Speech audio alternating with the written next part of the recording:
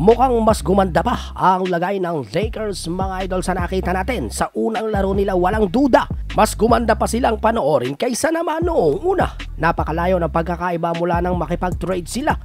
Nagkaroon sila ng mga shooters, spacing ng floor, mas lumaki at bumilis na sila ngayon.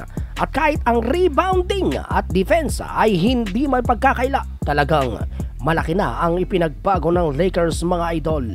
Depensa ang ipinagmamalaki nila ngayon.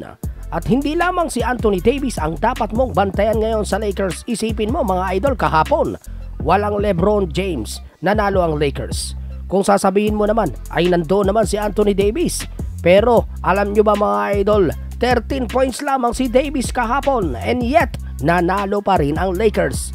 Isipin mo na lamang mga kaboltok, kailan huling nanalo ang Lakers nang si Anthony Davis ay 13 points lamang, tapos wala pang LeBron James na naglaro kahapon. Tagapalakpak lamang siya kahapon, pero hindi mo rin malalaman ang nangyayari at hindi mo rin ma-small ang Lakers ngayon. Ang dami na nilang bala.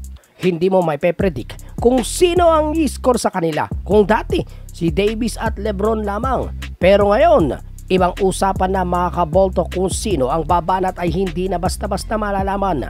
Kahapon nga, sobrang ganda ng ginawa ng bagong salta na si Malik Beasley. Ang 3-point shooting ang pangunahing dahilan bakit nasa Lakers siya ngayon. 42% sa 3-point area at tiyak siya ay number 1 sa Lakers sa bagay na yan.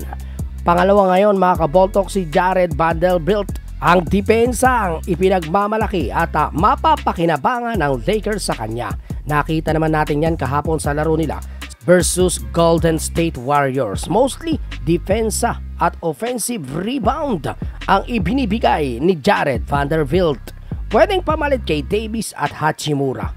Sa play na ito mga idol, makikita ang haba talaga ng galamay ni Vanderbilt. Nasa gitna siya at nahuli niya ang bola para sana kay DiVincenzo.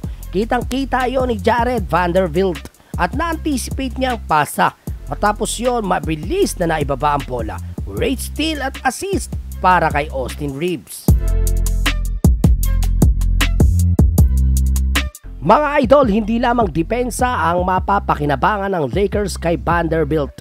Ang 3-point shooting ang isa pang bala para sa kanya. Although hindi pa ganon ka-impressive si Jared Vanderbilt sa 3-point, pero nandoon na ang potensyal para sa kanya isa pa.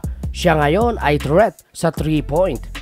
Dahil sa kanyang floor para kay AD at LBJ ay mapapalawak na. Hindi gaya ng dati sa Lakers, kaya malaki ang ipinagbago nila.